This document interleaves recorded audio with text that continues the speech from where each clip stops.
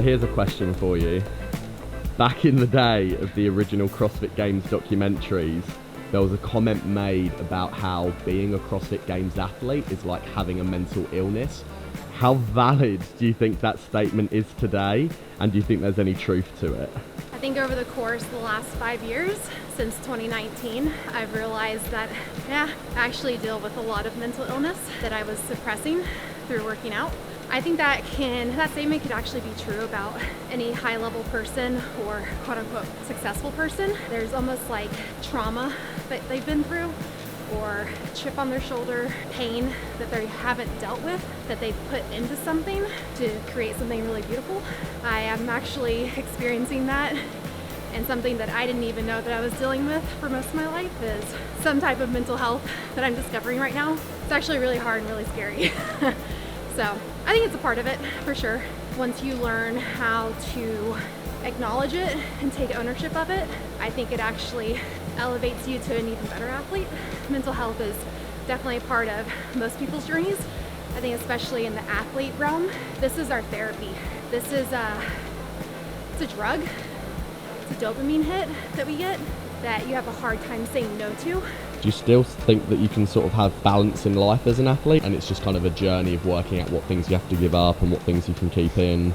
Being 8 years in, I'm learning how to create space for balance, but in the same breath, when you're trying to be high level at anything, there is sacrifices that have to be made. And I think everyone's journey can look a little different about what they have to sacrifice and what they need to bring balance to. And I think for me, most of my life, I'm 31 now, I've never had balance.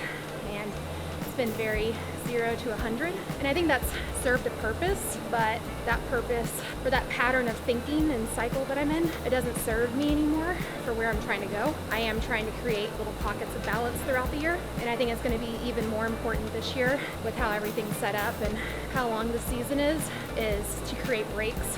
Some people want to get to where they want to really fast and not have longevity. You're definitely not going to have balance with that. But I think sustainability and durability causes for you to kind of like listen to intuition a little bit more, listen to your gut. And so that is in process for me. And I think it's just going to allow me to do what I love for an extended period of time. You have a lot of people that sort of enter the sport, they've maybe seen it through media, friends competing, they might be 18 years old, 21 years old, in their mid-20s, and they might go, oh, you know what, if I just dedicate as much time as I can to this, I too might be a CrossFit Games athlete or make it to semi-finals. What are your kind of thoughts on whether there's any chance that they might make it or not without being a genetic freak? Yeah, I was gonna say, I think just like any sport, or just honestly anything in life, people have gifts and talents, whether they decide to like hone in on them and refine them or not. I think there's people that are genetically gifted for certain things in life. Like, I can't just be like, I want to be an NFL star. You know, I'm not 6'5", not a male, and I'm not good at football.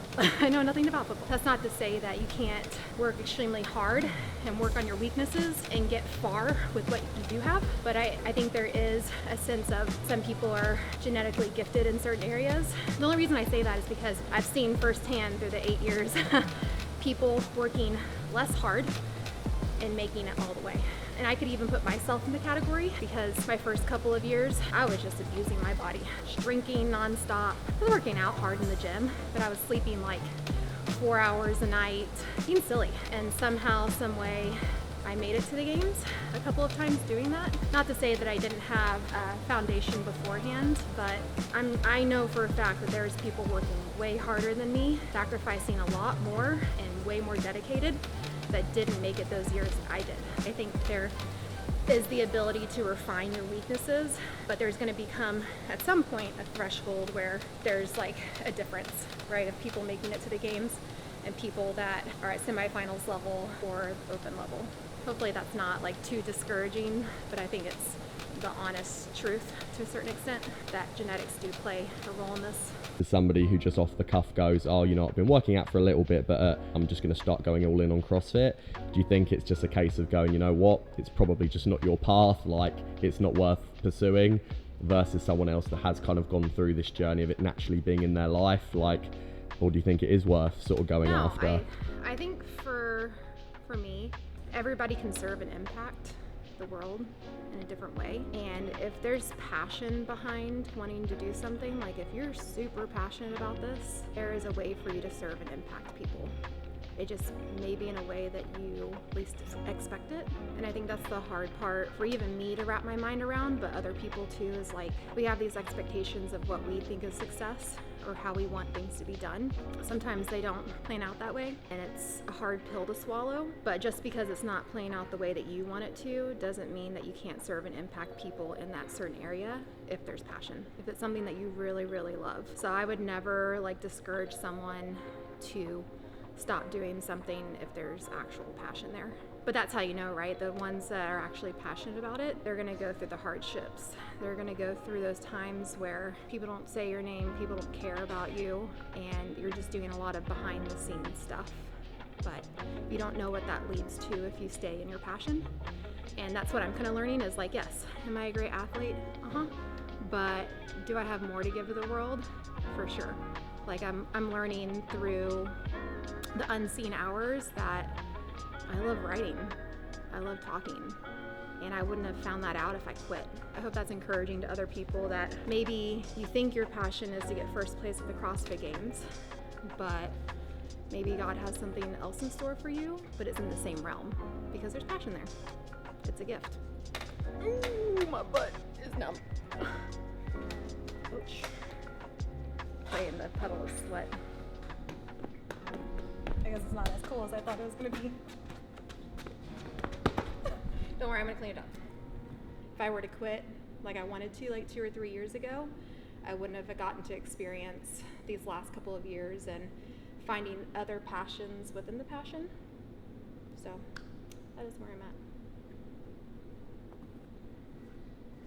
at. Things haven't necessarily always worked out the last couple of years. Yeah. So what have you learned about yourself, and where are things taking you as an athlete and in life? I think that there's the spider web of answers to that question. For me is realizing that I do deal with a lot of mental health problems, and I was using working out as a way to deal with them. Over the last couple of years, working out was pretty much taken away from me because of my back and being in that much pain, like not being able to walk at some points, even just sleep without pain. And so I had to discover that's how I was dealing with a lot of emotions, was not dealing with them and just going into the gym and just being a drill sergeant. And I think I got away with it for most of my life until the last couple of years. So it's been a very frustrating thing, but also a very beautiful thing, because it's helped me understand that probably a lot of my back issues have been correlated to emotional problems and just like not dealing with any and every feeling that I had, especially negative ones. I'm just one of those people that don't like to deal with negative things, don't like to have hard conversations. And actually, most recently, I've been working with like a PTSD coach. We're discovering that anger and frustration are not a part of my vocabulary, even though it's a very normal human emotion that is there. And if you're not willing to bring it up in a healthy way, it will come out and manifest in other ways.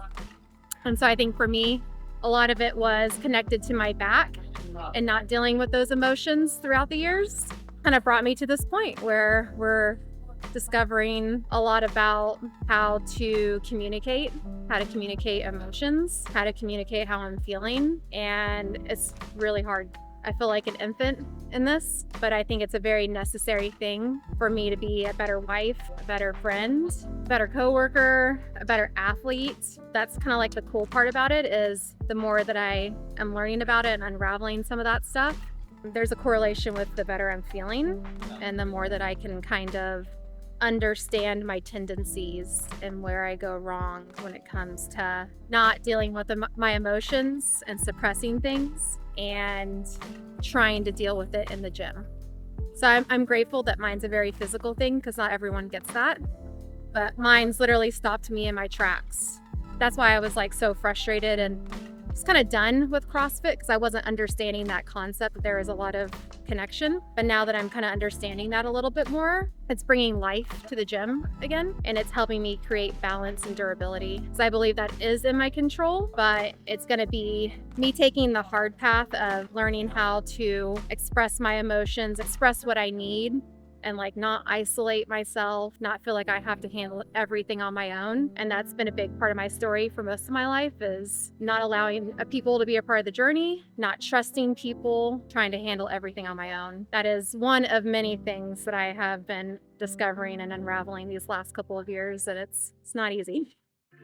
When should somebody see the markers and metrics of, yep, they're on the right path, they should maybe pursue a career as a CrossFit athlete, versus they've been doing it for X amount of time and it's okay just to be like, maybe this isn't in my cards and calling? Yeah, I think the only way to really know is you have to put yourself in a vulnerable place, which is getting on the competition floor.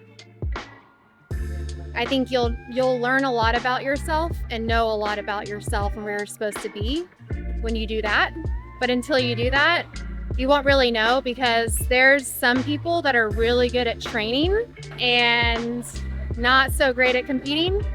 And then there's the opposite, where maybe you're not like you train well, but those aren't like your best numbers, your best times, etc. But when you show up to the floor, like you're a game time athlete. Like, I think that's how you know, that's how I knew. Once I stepped on like even just a local competition floor, I was like, oh, a little different out here. People beat me all the time in training, but until I stepped onto the floor, I didn't realize that I could actually do it at a high level. And then I just proved to myself over and over again that, oh, okay, every time I stepped on the floor, I was learning more about myself and how to compete better, because it wasn't like I was perfect. There is something different that came out when I competed. So I think that's one of many answers that could be given for that question, of knowing if it's the right thing for you or not. How do you kind of want to serve and impact people with, I don't know, your life after all this, when that comes around? Well, first of all, I want to be able to compete as long as possible. And I think that's cool to see, and the beauty of CrossFit is that you see the 65 plus people still kicking it. So it's actually very inspiring and very impressive. So if I can compete the rest of my life, so be it. But with that, I think there is also gifts with the speaking and the writing. I would love to serve and impact people that way. I don't really know fully what that looks like, but that's kind of what I've been discovering these last couple of years, is that there is passion there without going to school for it. So, which is also kind of scary, because I think the enemy always wants to steer you away from something that you don't feel qualified for. But when there's passion, I think you can always lean into it. I would love to write. I would love to write books. I would love to write some devotionals, which is what I've been doing behind the scenes and closed doors these last couple of years, and kind of sharing it with just family and friends. Hopefully it will be for other people, but right now I think it's just for me, and it's my healing journey. And it's a way for me to have an outlet when I can't work out, is to be able to get my emotions and my words onto paper. And I feel like that's been the first step for me to uncover and discover that I haven't been working on that part of me. So that is one of many steps that I've been doing to work on my emotional side, and the mental health journey is writing everything out, and that helps me gives me the ability to speak it into words. But I'm a very visual person, so I have to see it before I can speak it, kind of thing. I really believe that Randy and I are going to do something together. No idea what that looks like, but he believes that too. So I'm hoping near far future that we get to do something together. But I think right now our obedience is in our respective careers, and then just continuing to grow and heal as individuals and human beings. So, and that will lead into something I think super magical and super beautiful. You often hear in CrossFit all the time the speculation of people using PEDs, steroids, whatever that looks like. How much of that do you think that even if people are on them actually makes a difference, in the sport, especially if you're someone who is, a grassroots athlete that's just trying to quote unquote catch up?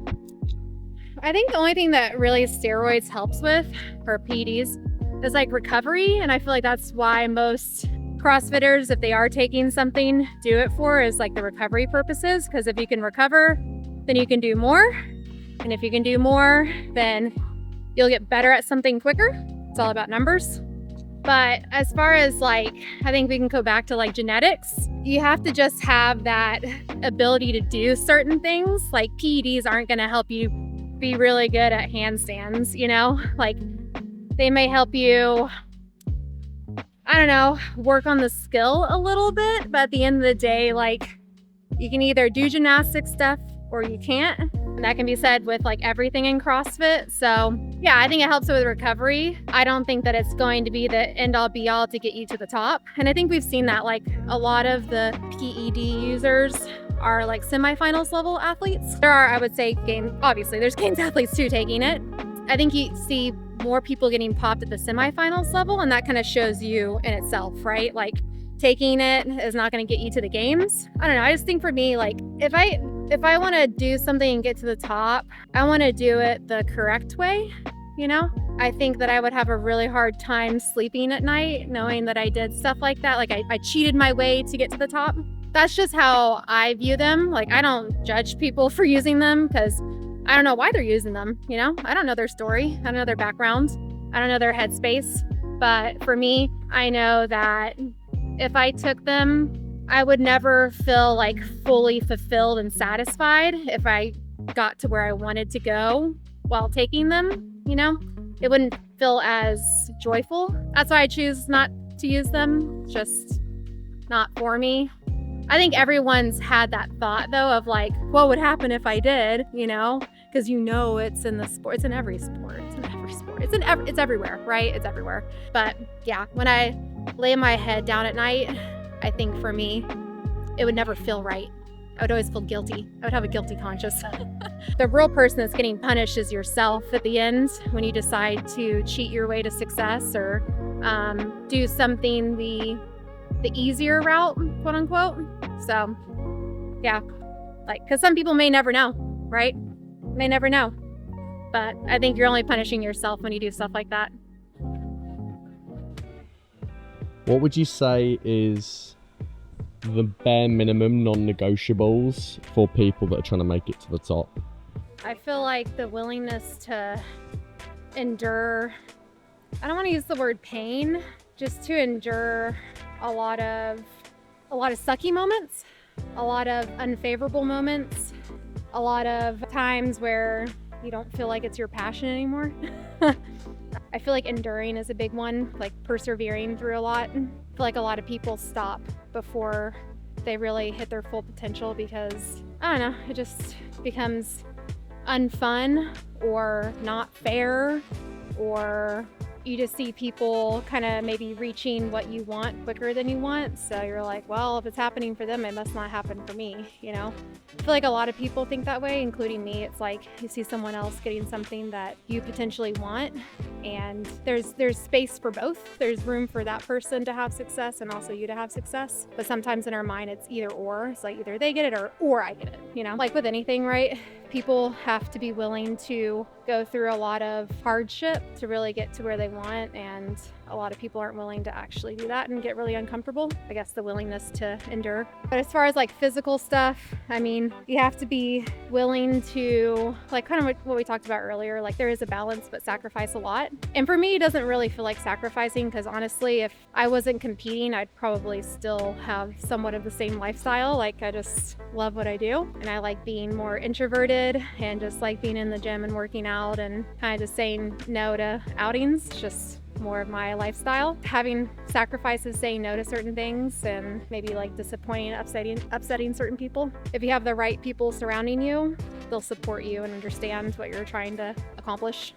So the willingness to be in the gym for a really long time, some days, not every day, but some days, and put yourself through the pain cave. Because if you don't do it in the gym, you're really not going to be prepared in a competition. And most of the time, at the elite level, like you're training by yourself. Some people have training partners, but even that, like that's not sustainable, because you can't, there's a balance between like pushing and pushing every single day. So you have to have that balance of finding the days where you can push and then finding the days where you can back off.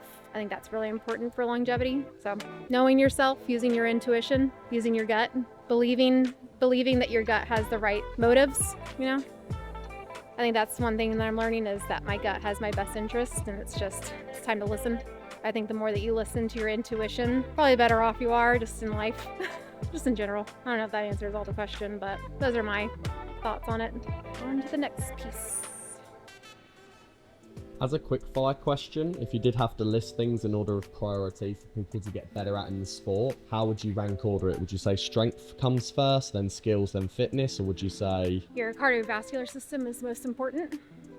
I think engines win competitions, so engine is, I think, the most important, because that translates into a lot of other things in CrossFit, just like your muscle endurance and stuff. If you don't have a good base of an engine, then I don't really think that you can go very far in CrossFit. And then skill, and then weightlifting. I know that's probably backwards, but I just say that from experience, because I think that's like the last thing for me, and it still is the last missing piece for me, is the lifting. And I can still make it pretty far in CrossFit and do pretty well at competitions, because I feel like the max lifting or the heavy lifting is always just like one event or two out of like 12 to 10 events or 8 events. So engine, having the skills, because that's where I can make up ground, is like the gymnastic stuff, rope climbs, legless rope climbs, handstand, whatever. And then that missing piece is the weightlifting. I think people are gonna cringe at that. Hot take weightlifting last. Yikes. how much would you say your friends and family have to accommodate your wants and needs as an athlete because of what you do? Yeah, I feel like they have my entire life, even before CrossFit, because I've always done something extreme or crazy, starting with gymnastics. My family was already kind of used to it, because being a competitive gymnast at 7 years old, I was in the gym from 7 to 7, multiple competitions that were in-state, out-of-state throughout the year, and just being gone a lot. And then after that, it was like many different, I guess, athletic endeavors after that. They have many stories of me with doing bodybuilding and showing up to Christmas and Thanksgiving with my Tupperware, or anytime we went out to dinner, stuff like that. Or even without the athletic endeavors, I had like eating disorders, so there's a lot of times we'd go out to dinner as family and I would just sit there and watch people eat and not participate. I've been, most of the time, the black sheep in the family.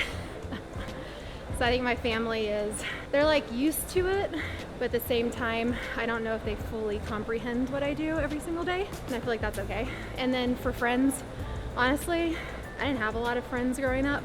I had a lot of people that I liked and that liked me, but I was never really close with a ton of people up until like a couple of years ago. The advocates that I have in my life, they completely get it. They understand, because they're doing their own extreme thing too. Like, one of my best friends is a freaking ophthalmologist. Like, that's an endeavor in itself. Like, that's extreme. It's pretty amazing to have a best friend that's in residency program doing that, because that takes a lot of time and effort. I don't know, I feel like as you, or at least as I've grown and changed and matured as a woman, your circle gets smaller, but it gets stronger, and you have people that have a lot more understanding. I'm really grateful for that. That's something that I've really worked on the last couple of years, is trying to invite people in to my life a little bit more, and trusting that they're gonna love me for me and not for what I do. I think that was like a big reason, is I didn't want to let people down, so I just kept people out. And just knowing that I have advocates, it's really important to have in whatever stage of life, but I think especially when you get older and you have your own life with your own family, your own husband, kids, etc., own career, is that you have to have advocates and people that will show up for you, and people that you can call in an instant and be like, hey, I need help, you know, or hey, can you pray over me, or hey, I'm dealing with this. And just knowing that they're gonna show up somehow, some way, and even if it's just like a quick text message. I think that's been like a very important role the last couple of years of getting to where I'm at now. How much of life do you feel like, and life's experiences, do you think you have missed out from being a professional athlete, versus how much of unique experiences do you think you've gained through the career you've got to have? I would say at the beginning of my career, because I didn't take it that seriously, I did the whole party scene, like, if that's what people are saying I'm missing out on. I don't know, I feel like anybody that's done the party scene and come out of the party scene realizes that it's not actually that fulfilling. I've probably missed out on some like traveling, but also I get to travel within CrossFit. It's just a different type of traveling, because it's like a work travel. I don't know, I feel like I've gotten more experiences through CrossFit. Not only just like going places, but learning more about myself on an emotional level than I probably ever would if I just kind of stayed like a gym junkie. That's kind of where I was at for a really long time, just personal training. I was just in the gym all day long and just kind of going about my life, happy-go-lucky. But until I had these experiences of kind of putting yourself in this like vulnerable position where things can go well for you, and that's awesome. But also you get to experience learning situations. I don't want to call them failures because I don't think anything's a failure in life. Sometimes you win, sometimes you learn, and I've gotten to experience a lot of both aspects of having great times, doing really well, and having fun experiences that way. And then other experiences where it's like, I can take this as a learning experience or not, you know, I can just pout and give up, which I've also experienced too. I feel like I've experienced the whole life cycle of wanting to give up, wanting to quit, feeling burnt out, to enduring, persevering, kind of overcoming, to now kind of experiencing a little bit of the other side, but still in the healing process. Like I said earlier too, I don't know how much my life would be different because these are all choices that I've made that I enjoy making, like the way I eat. I enjoy eating. It's not because I'm necessarily eating to train. It just happens to be like that. But like, I don't want to go to Carl's Jr. every day and eat burgers, you know what I mean? Or whatever. Like that doesn't appeal to me. It doesn't really appeal to me anymore to like go and travel and party and drink. Like that doesn't appeal to me anymore. Are there times where I've missed out on like holidays? Sure. I could say the same for my sister too. She lives in Georgia. She's not an athlete or competitor, but she lives in a different state. And so she doesn't always come home for holidays, just like me. I live in a different state. I'm not always going to come home for the holidays. I have my own life too. And so I think my family understands that. You just have to communicate about it. I don't feel like I've missed out on too much. Maybe there's choices that are gonna be made like down the line with kids and stuff that I'll have to make, that I'll either have to, I mean, it'll be a sacrifice either way, right? Because having kids is a whole nother life and a whole nother world. And we've seen a lot of athletes come back after having kids, and it's really inspiring, but you kind of have to make that choice as a woman. Males can kind of get away with it. Being 31, I don't feel like I look back at my life and I'm like, dang, I wish that I got to experience X, Y, and Z. If anything, I wish I was a little bit more like on it so I could, I don't know, express myself on the floor even more than I am right now. That's how I kind of look at it than the other way, I guess. Well, first of all, I just want to continue to say thank you for everyone to just continuing just to follow my journey and listen to what I have to say. I'm learning as I'm going to and continuing to heal, and I definitely don't have it all together. I definitely don't know it all, but I think that's the beauty of life, is you just continue to heal and then you get new revelations, and when that happens, I just try to continue to share. Thank you for just continuing to follow the journey, and I'm excited to see where I go this year. Kind of reiterating, go where your passion is taking you, and I know it's a very cliche thing to say, but there's an importance with passion, because I think it'll allow you to go farther than you would otherwise if you were just doing something for the money or because you have to.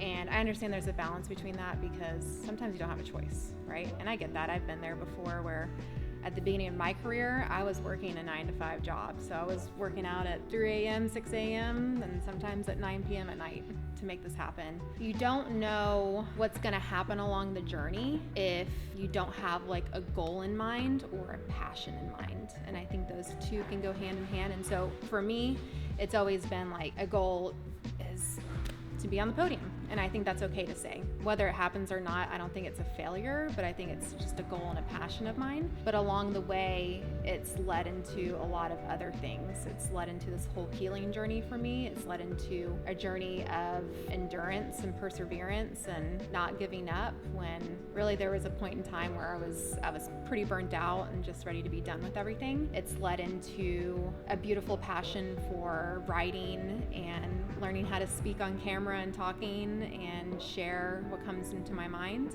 along with still being able to train at a high level. So it's really cool that I'm able to do both, and I don't know what the future holds, but I hope that I can continue to blend those things together. But I think just remembering that just because something doesn't work out the way that you think it's going to doesn't mean it's a failure. And I think just letting go of expectations is the biggest thing in life, because we always have what we want to happen and what we expect to happen and how we expect it to happen.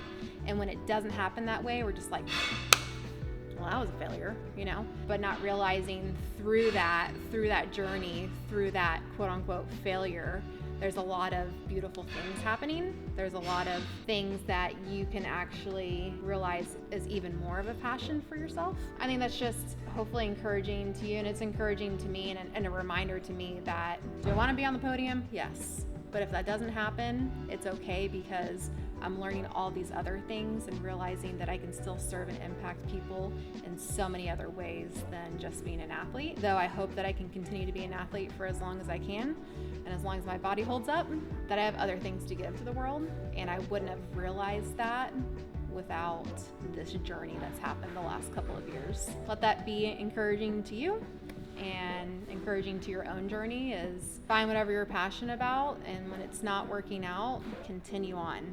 Continue to endure, continue to persevere, because you don't know what's going to happen when you do that.